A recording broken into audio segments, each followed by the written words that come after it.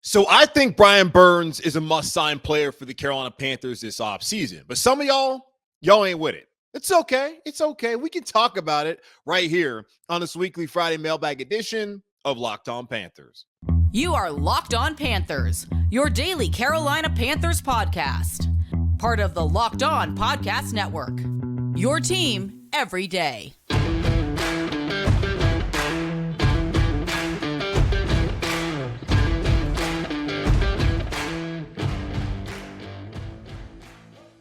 Welcome into another edition of the Locked On Panthers podcast, a part of the Locked On Podcast Network. I'm your host, as always, Julian Council, talking Carolina Panthers with every Monday, Tuesday, Wednesday, Thursday, and yes, Friday, your team every day. That's our motto here on the Locked On Podcast Network. Subscribe or follow the show for free on YouTube or wherever you listen to your favorite podcast. And be sure to follow me, Julian Council, on Twitter at Julian Council, where on Fridays throughout the offseason, like today, I'm going to be right here on the show answering your weekly Friday mailbag questions, either at me or DM me to get those questions in for next week's edition of the weekly Friday mailbag right here on Locked On Panthers. I'm pretty fired up about this mailbag, to be honest with y'all. A lot of good questions. There are some weeks where the questions are bad, to be quite honest with you, but I'm going to answer the questions anyway because you guys are supporting the show by listening and then putting in questions. But there's been weeks in the past where the questions have been bad. I had to stop doing the mailbag for a period of time because questions were so bad. But this week, this might be an all-time week as far as some of the questions that were asked. Really made me think, which is what I asked y'all to do. Give me a question, make me think. Let me go on the internet, start researching what I want to say, formulating my thought process, potentially my argument. Great questions this week. And we're going to start off with a man who goes by the name as Mr. Nopington on Twitter, or just Nope. I asked him what his name was.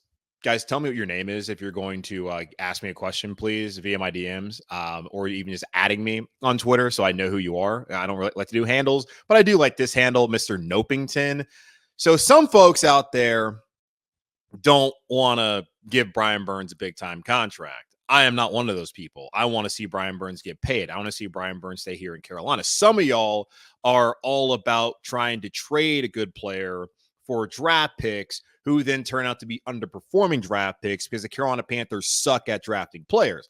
I'm not one of those people. I'm typically players over picks. Now, when it comes to the conversation about giving up draft picks, get T. Higgins, and think about how the Panthers had the 33rd overall pick and how 4 years ago the Bengals had the 33rd overall pick and that became T. Higgins, I have to think about things like that. But when it comes to having a 25-year-old edge rusher with 46 career sacks, 2 Pro Bowls, one of your team leaders on a team that's largely devoid of talent, I'm keen to want that guy to stay on the roster opposed to trading him for, again, an underperforming pick because the Panthers suck at drafting players. But one day, maybe the Carolina Panthers will get better at that. We're still waiting on that day to come after these 29 years, but maybe one day that will happen, which transitions me into Mr. Nopington, who says, and he says he appreciates the show, which I appreciate you listening. He said, wanted to write in because I strongly disagree on your opinion that Brian Burns is a must sign. While I agree we must tag him, if we can get a decent trade for him, we should consider it. We being the Carolina Panthers, of course. This team has one need, and that's to develop the offense. Bryce needs weapons and protection. The defense is secondary. And even if / when they perform worse without Burns, it isn't going to be the difference between good and bad seasons. The offense should be built, even if it's to the detriment of the defense. Offense wins titles. And if you review the teams who make the playoffs, the thing that stands out is that they are almost always a top 10, 15 offense when it comes to defense. Plenty of great ones miss the playoffs entirely. Build the offense, make it competent, then build the defense. Average defenses become great when a good offense is putting them in better situations.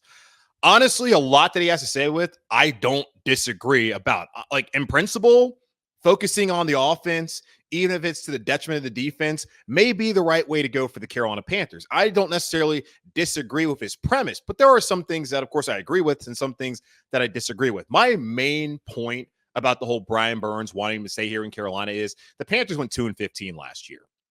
The Panthers won 5 games a year prior to that, and 5 games a year before that, and then 6 games a year before that. They have not sniffed, well, I guess they sort of sniffed the playoffs just because NFC South, the Panthers have not been a good football team for a while now, since 2017. They had the collapse in 18, 19 really never got off the ground after Cam hurt his foot in New England.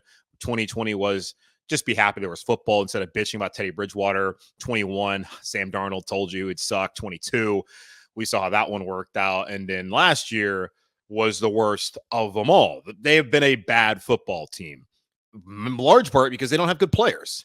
And the good players that they have had now play in Chicago with the Bears, and that's DJ Moore. They play in San Francisco with the 49ers. That's Christian McCaffrey. The Panthers need more good players, not less good players. And that's been part of my argument about keeping Brian Burns, even if it means paying him $20, $25 million per year, which is what his market likely would be if he actually is out there on the open market as an unrestricted free agent, considering he's 25, two-time Pro Bowler, plays a premium position in the NFL.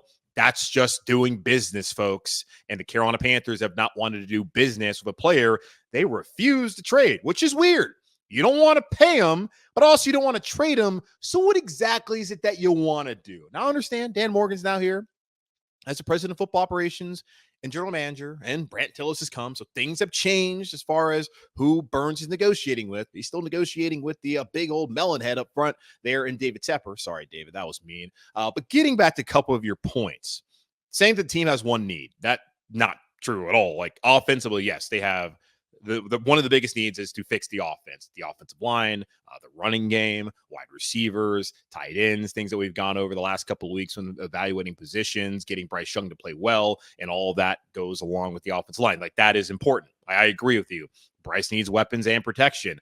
The defense now, is it need to be secondary? The defense also has some issues. The defensive line outside of Derek Brown, not very good. Linebackers, we'll see if Frankie Louvu comes back and what the future for Shaq is in Carolina. At corner, you have two starting corners who are rarely healthy. One of them was healthy last year and was just okay. The other one missed a bunch of time. Again, you don't have much depth. They have more needs than just fix the offense. So I disagree there when it comes to the Carolina Panthers. Now, I do, in a way, agree with you saying Burns isn't going to be the difference between good and bad seasons, much like Christian McCaffrey wasn't the difference between good and bad seasons, considering his 1,000 season game when they went 6-10.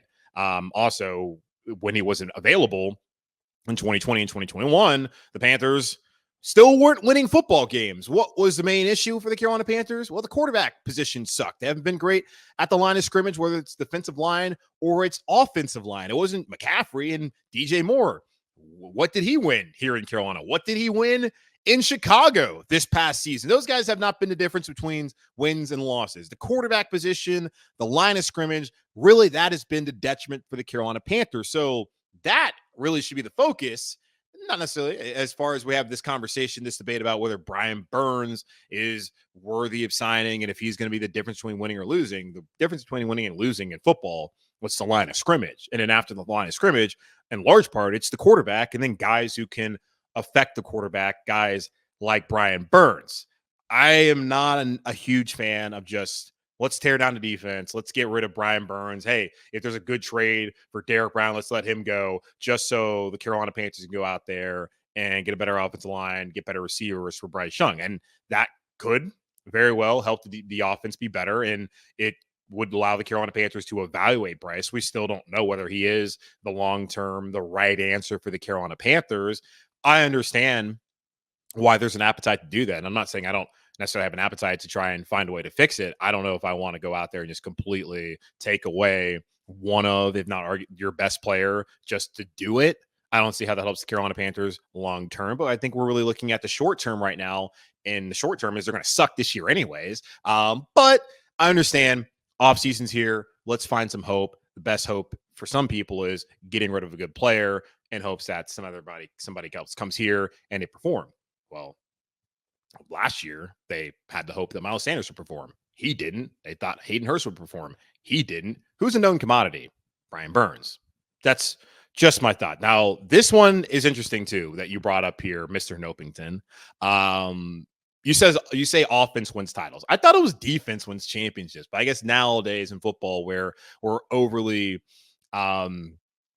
all we think about is the quarterback, that the only thing that matters is offense and the quarterback. And yes, nowadays, if you do not have a high-powered offense, you really don't have much a shot in hell at having success. I do agree with you when it comes to that. And if you review the teams make the playoffs, which you asked it and said, the thing that stands out is they're almost always top 10, top 15 offenses. So what did I do? I reviewed all the teams that made the playoffs this past season.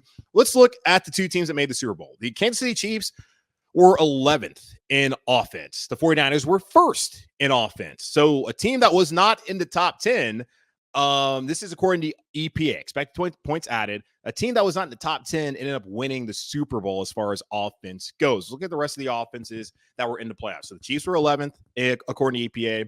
49ers were first. Ravens were fifth. Lions were sixth. Bills were second. Packers were seventh. Texans were 14th. Bucks were 16th. Cowboys third. Dolphins fourth. Rams ninth. Steelers 24th. Eagles eighth. Browns 28th. So looking at it, the top 10 teams, according to EPA on offense, the 49ers, the Bills, the Cowboys, the Dolphins, the Ravens, the Lions, Packers, Eagles, Rams, those top 9 teams all made the playoffs. The one team that did not make the playoffs were the Seattle Seahawks, who just barely missed out. The number 11 offense, the Chiefs, won the Super Bowl. The 12 offense, the Bengals, did not make the playoffs. 13th offense, the Texans advanced to the divisional round. And the 14th offense, the Saints, did not make it. So 11 out of the top 14 offenses made the playoffs this past season. So yes, it is fairly inarguable that if you have a top 14, top 15 offense, that you're probably going to make the playoffs. Now, if you have a top 10 offense, you're all but guaranteed, unless you're the Seattle Seahawks, to make the playoffs. So looking defensively, the Chiefs were the 6th defense in the NFL, according to EPA. The 49ers were 7th. The Ravens were 2nd. The Lions were 17th. The Bills were 8th. Packers 24th. Texans 13th. Bucks 18th. Cowboys 4th. Dolphins 15th. Rams 22nd. Steelers 12th. Eagles 30th. Wolf. Browns 1st, which is how you make the playoffs with the 28th best offense, according to EPA, is by having the best defense in the league. So looking at the top 10 defenses in the NFL this year, according to EPA, the Browns are 1st. Ravens 2nd. Jets 3rd. Cowboys 4th. Saints 5th. Chiefs 6th. 49ers 7th, Bills 8th, Patriots 9th, Raiders 10th. So 6 of the top 10 defenses made the playoffs. So yes, you have a point there that if you have a top 10, 15 offense, you're going to make the playoffs. You have a top 10 defense, you have a 60% chance based off of this past season to make the playoffs. Now, the playoff field actually is 14 teams. So having a top 10 defense, only 6 of those 10 teams actually made the playoffs this past year. And they had to also have pretty damn good offense. Now, the Browns didn't. They were 28th offensively. The Ravens, they had a top 10 offense. The Cowboys had a top 10 offense, and they got their doors blown off of them against the Packers, who had one of the worst defenses in the playoffs this past year. The Chiefs, their offense was 11th. Their defense was 6th. 49ers, number 1 offense, 7th defense. Bills, 2nd offense. Their defense was 8th. I totally agree with you as far as you need to have a high-powered offense. You need to have an efficient offense if you're going to be able to win and make the playoffs nowadays. Now, to win a championship, the team that had the 11th offense. Now, they have Pat Mahomes. Can't forget the context there. The team who had the 11th best offense, so the team that we talk about, oh, are the receivers good enough? Wow, this is not going to be the year for the Kansas City Chiefs. That team won the Super Bowl over the team that had the best offense in the league this past year, according to EPA. The Chiefs were a defensive team this past year. Yes, they had Pat Mahomes, but this was a team that really was led by its defense throughout the entirety of the season. And in that Super Bowl, Steve Wilkes' defense looked great for the 49ers. Steve Spagnuolo's defense was awesome as well with the Kansas City Chiefs. And they made the stop in overtime that they needed to get that guy, Pat Mahomes, the ball to go out there and win the game. I think the Panthers need to keep Brian Burns because he's a phenomenal player, and the Panthers don't have very many even okay players on their team. That's a part of it. I think he's somebody who is worth paying. He has shown that in his past. I understand he didn't have the best season this past year. He talked about the injuries and watching that play out and his contract negotiation, how that factored into it. He's a human being. It happens. That is somebody that you should want to build around, especially with Gabe Canales, and seeing how quickly in the NFL, these things can be turned around. Who's to say after this year that they maybe establish things, win 6 games, next offseason with a bunch of cap space, figure it out, more draft picks, figure it out, and they're right there in the NFC South contending, and they still have Brian Burns on the payroll. To me, yes, obviously, he's a guy that they have to at least tag. But to me, he's a must-sign player. And also to me, just getting rid of tearing down the defense to make the offense better is not going to lead the Carolina Panthers exactly where they want to be. That's just my opinion. I appreciate yours. And I love that you made me think when looking at this question about the Carolina Panthers, Brian Burns, and what exactly they should do this offseason. So shout out to you, Mr. Nopington, and all the Nopingtons out there in the world. Let's take a quick pause. Then we'll come back and continue to talk about Brian Burns. Y'all talking about trading the man, talk about a not-exclusive franchise tag. Y'all know he's not a quarterback, right? We'll talk about that here in just a moment on Locked On Panthers. Are you the kind of driver that likes to push things a little further? Ever wonder what adventure could be around the next corner? Our friends at Nissan have a lineup of SUVs with the capabilities to take your adventure to the next level. The 2024 Nissan Rogue is perfect for city drives and great escapes. Class exclusive Google built-in is your always updating assistant to call on for almost anything. Gone are the days of connecting your phone. Google Assistant, Google Maps, and Google Play Store are built right into the 12.3-inch HD touchscreen infotainment system. The 2024 Nissan Rogue is the perfect midsize crossover for your next adventure. Nissan's incredible lineup also includes the 2024 Nissan Pathfinder, has room up to 8 and expansive cargo capacity and advanced available 4x4 capability with 284 horsepower and up to 6,000 pounds towing. When adventure calls, the Pathfinder is there to answer. Take the Nissan Rogue, Nissan Pathfinder, or Nissan Armada and go find your next big adventure. Shop NissanUSA.com. I find it interesting when just evaluating the Carolina Panther fandom psyche, and it feels like no fan base, and that's probably not even true, obviously, but it feels like there's not a fan base out there that over evaluates its teams, players more than the Panthers do. Like, oh, this guy's gonna be awesome. Like a Marquis saying, yeah, this is gonna be his breakout year. I don't feel like there's any other fan base that quite does like the Carolina Panthers, thinking that this guy is gonna be awesome when that guy clearly is not awesome. And then the players that are awesome, they're like, well, didn't get 10 sacks this year, so time to trade him for picks, and those picks can be some underachieving middle linebacker from Mississippi State who couldn't tackle Alabama, so let's bring him here to also suck. I don't know. That's just me, man. I like good players. Panthers doesn't have a lot of good players. Let's keep good players, and I think we're probably past the point of even getting the kind of return that you want, unless Brandon has an idea here. He says, do you think there's a chance the Panthers put the tag on Burns that Lamar Jackson got?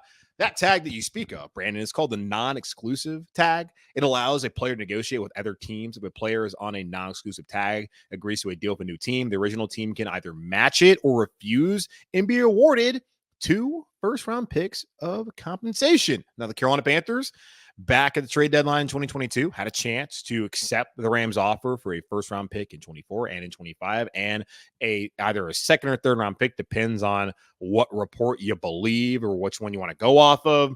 That would have been a haul for Brian Burns had he agreed to do that. The Panthers decided, no, we're good. This isn't a complete fire sale. He's an excellent edge rusher, young, coming off a Pro Bowl, about to be a Pro Bowler again. We want him here, but we don't want to pay him.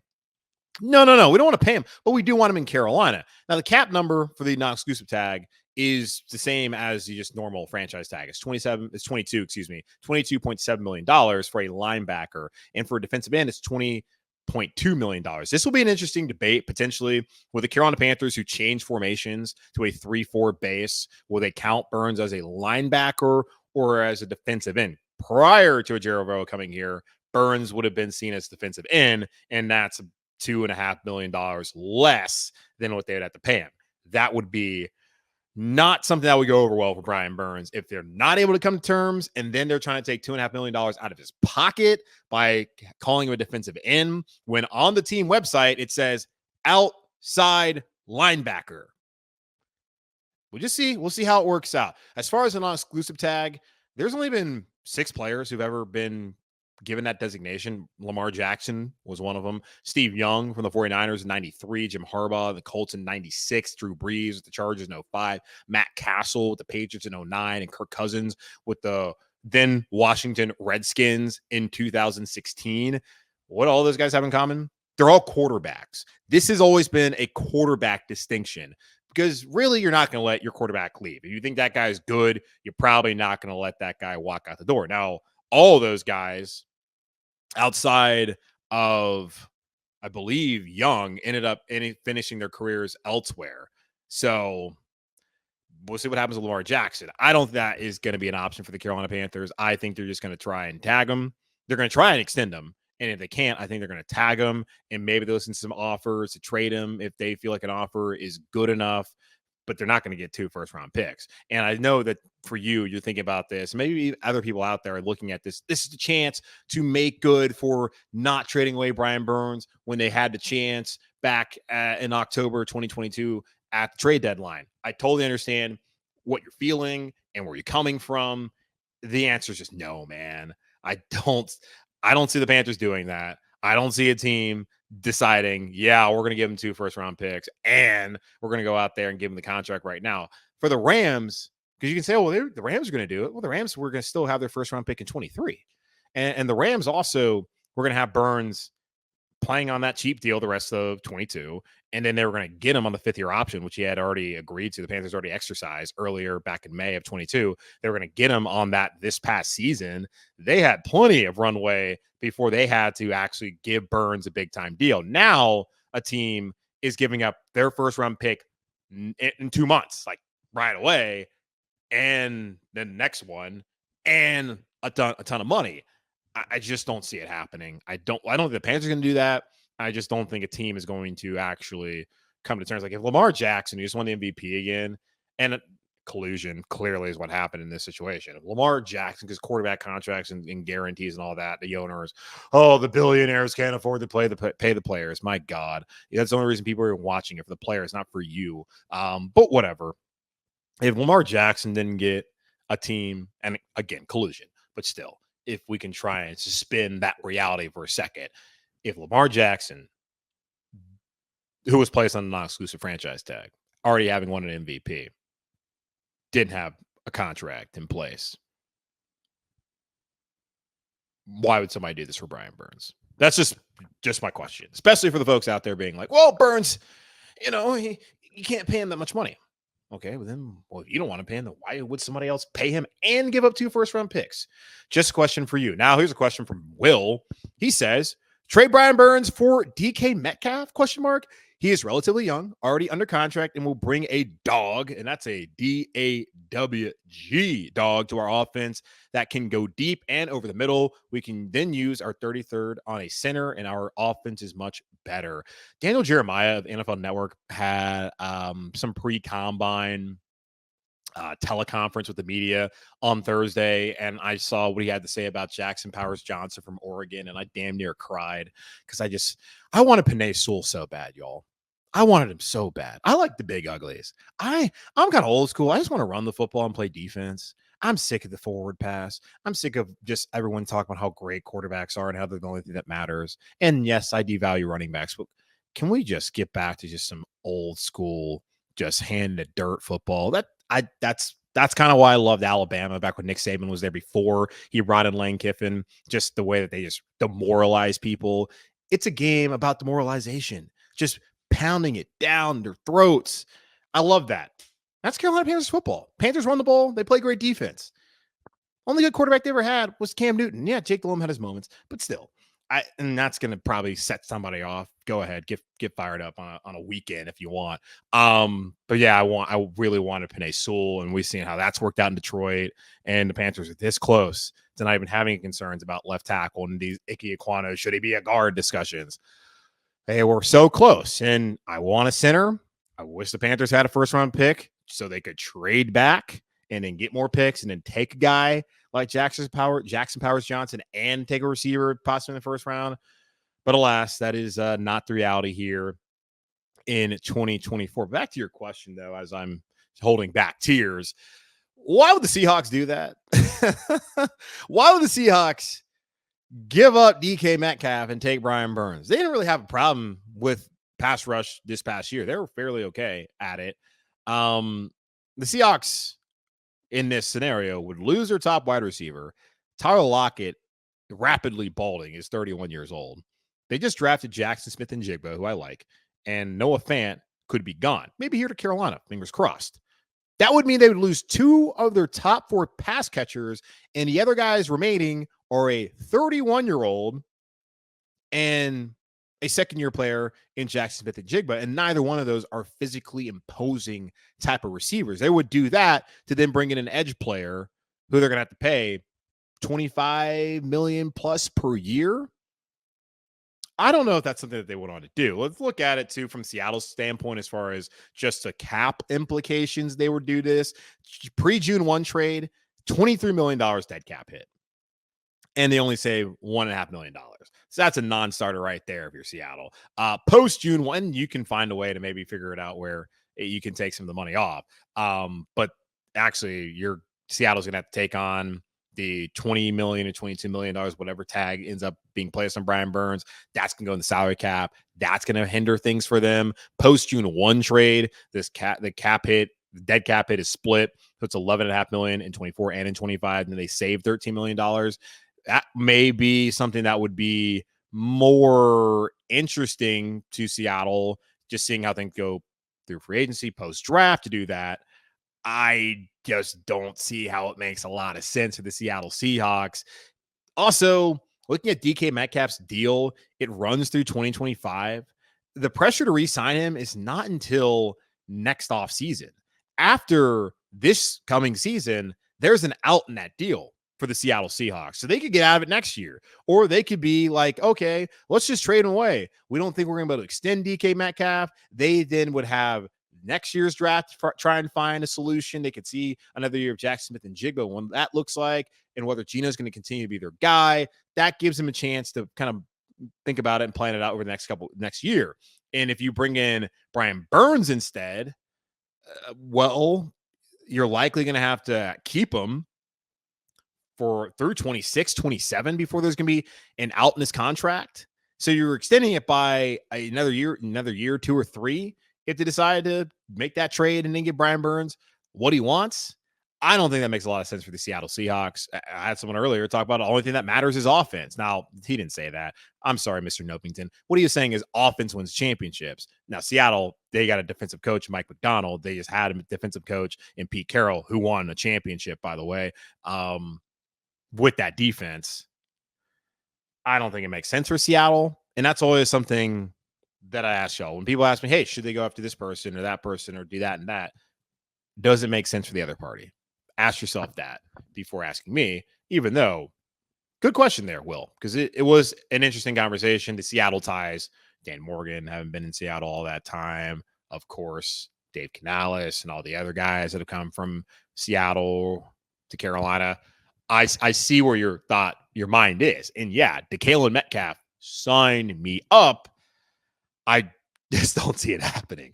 All right, let's take one more pause and come back here and answer the rest of your weekly Friday mailbag questions right here on Locked On Panthers.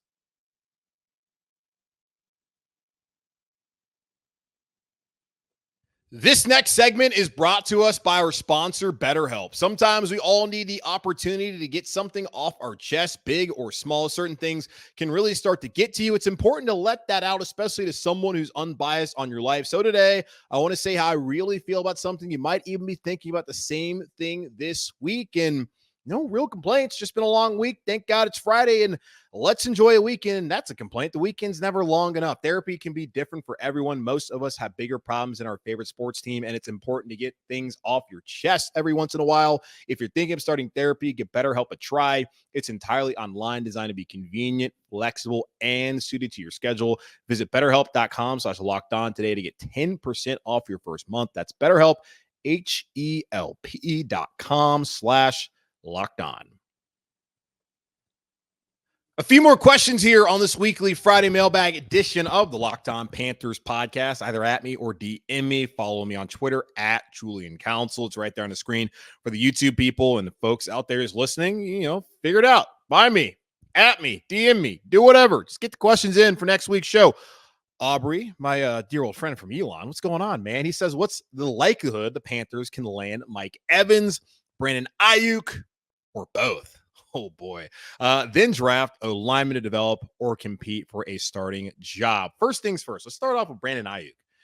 He is not a free agent for the folks out there wondering, but he is set to play on a 5th-year option in 2024. And you recall the Panthers been in these situations where, okay, there's a guy about to play on a 5th-year option, wants to get some money. Are they going to pay him or not? And, well, Brian Burns, they decided, nah, screw that. Let's not pay him. Let's sit here and still debate this right before we get to the new league year and maybe handcuff our salary cap situation once that starts. But I digress. Brandon Ayuk is playing on a 5th-year option in 2024. He is a possible trade candidate. Dan Graziano of ESPN.com actually broke this down pretty well in a recent article. We have seen in recent years receivers be in the same position as Ayuk, whether that was a guy who was not drafted in the first round, like an A.J. Brown, or guys that were drafted in the first round, like Devontae Adams, and not get the kind of money that they want, especially for their first time to get a big-time monster deal. Looking at Spot Track, they value Brandon Ayuk at 4 years, $91 million. That's just under $23 million per year. It says $22.9 million. Looking at some of the other guys before who were in similar situations, having success on a solid football team, wanting to get paid, not trying to wait around and play this franchise tag game the following season and all that jazz. Devontae Adams is now a Raider. Packers didn't figure it out. Also, like what was going to be a feature of Aaron Rodgers and all that. Tyreek Hill, he went to Miami. The Chiefs have not missed him at all. They did at brief points time this year when MVS was dropping balls and they couldn't get dudes open. Kadarius Toney's doing Kadarius Toney things. They were missing him. 2 Super Bowl rings. I think they're all right. A.J. Brown, the Titans missed him so much after A.J. Brown went off on them. The owner fired the general manager. And then this past year, Mike Vrabel just got fired. And Mike Vrabel is pissed that he didn't have A.J. Brown. We've seen Devontae Adams, Tyreek Hill, and A.J. Brown all want to get paid, not get paid, get traded. That could happen in San Francisco with Brandon Ayuk. You should not be surprised if it happens based off of it being a regular occurrence in the wide receiver market over the last couple of seasons. Now, you have also some other guys who are right there at their point in time to get extended, who are right around the same age as Ayuk. You got Justin Jefferson, who should get paid the highest of these guys. CeeDee Lamb, who had a great year, Michael Pittman Jr., and T. Higgins. And really, if you're going to look at it, it should be Jefferson getting paid the most, then CD, then Ayuk, then probably Michael Pittman because he's the number one there in Indianapolis, then probably T. Higgins, who come here, T. So those are guys who are waiting extensions. And it's a waiting game when it comes to those extensions. Like that's the thing with Brian Burns. When I was making the argument back in August and in September about Panthers need to pay this man, and I was pointing out what Crosby got, what Chubb got, give Burns $1 million, $2 million more of what that was. That's maybe what the Panthers wanted to do. All the reporting was the Panthers wanted to give him a similar contract to Max Crosby. Sure, but you got to give him another $1 million in average annual value. You're going to have to give him a couple more million in full guarantees. Both Chubb and Crosby are making $53 million guaranteed. And they're making about $22 million, 22 for Crosby annual, and then 24 for Chubb annual. So you're going to have to make that like 26, 27 annual for Burns, and then make sure whatever the guarantees is higher, get it to 60 million than what those guys had. That's just how the market works. When Kirk Cousins was getting paid a ton of money, it was Kirk Cousins the best quarterback in the NFL. When all these guys get paid, like Jared Goff, should they be the highest paid quarterback in the league? No, that's just how the market works with all this stuff. So for Brandon Ayuk, I'm probably waiting.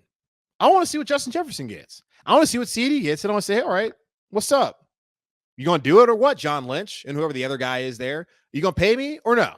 Like, that's what I want to do. And that's kind of thing about Brian Burns, too, with the Bosa deal. Is he going to get Nick Bosa money? No, but I'm sitting here if I'm Brian Burns being like, all right, let's wait. Let's wait. What's Nick Bosa getting? Okay, that's a lot of money. I'm not that, but you going to pay me TJ Watt money? Just looking at the timing of things, that's how the market works. It's going to be a very interesting thing to monitor. I was monitoring T. Higgins last year. That hasn't really been a real issue. It's been amicable. You don't really much about it at all. Brandon Ayuk, maybe that gets to be a little toxic situation and Carolina Panthers swoop in there and get him. So that is a possibility. It is a possibility. As far as Mike Evans is, that is a greater a possibility because he is a free agent. He is not going to get tagged there in Tampa Bay. They're likely going to tag Antoine Winfield Jr. I'm not going to bet my house on it. I don't own a house, but if I did, I would not bet my mortgage on it. But I would think Mike Evans is going to be available as a free agent. He's going to be a top tier receiver the Panthers could get. He loves Dave Canales. He said it on video. He even tweeted out before it got deleted how much he thought that was a great hire for the Carolina Panthers. We all know the affection he has for Dave Canales, and we all know Panther fans' affection to have Mike Evans on their team and forget about him wearing that pewter for all those years down in Tampa Bay. His value is 4 years, $95 million, $23 million average salary. I don't think anybody's giving him a 4-year, $95 million contract. Maybe they do, but it's really going to be 2 years, $45 million. They can get out of it after that. The rest of that's just going to be a bunch of fluff. He's over 30. He's 30, about to be over 30. That's just not going to be the kind of contract he gets. Even if he has had 10 straight 1,000-yard receiving seasons, he's going to have a bust in Canton. I don't think anyone's going to give him that. Maybe someone does. I do think the Panthers can get Mike Evans. I don't know if Mike Evans wants to do this. I went to the barbershop on Thursday. Barbara Angelos asked me, you think Panthers can get Mike Evans? And it's one of those things when someone asked me earlier about, hey, should the Panthers trade Brian Burns for DK Metcalf? And I asked, why would Seattle do that? And I'm asking you, why would Mike Evans do that? He has a Super Bowl ring. He has his bread. So, sure, does it matter if he wins? No. But also, come on. You've been in the playoffs 4 straight years. You're at a winning organization. That's crazy to say that about Tampa Bay. Wouldn't you want to go somewhere and actually be able to win? It's a guarantee. Like Kansas City, they could use you. The Jets are probably going to be thirsty. The Jets are the Jets. So I'd rather go to Carolina than go up to New York and have to deal with that media nonsense and then continue to stink. Why would he do it? Because of Dave Canales. I do think it's a possibility.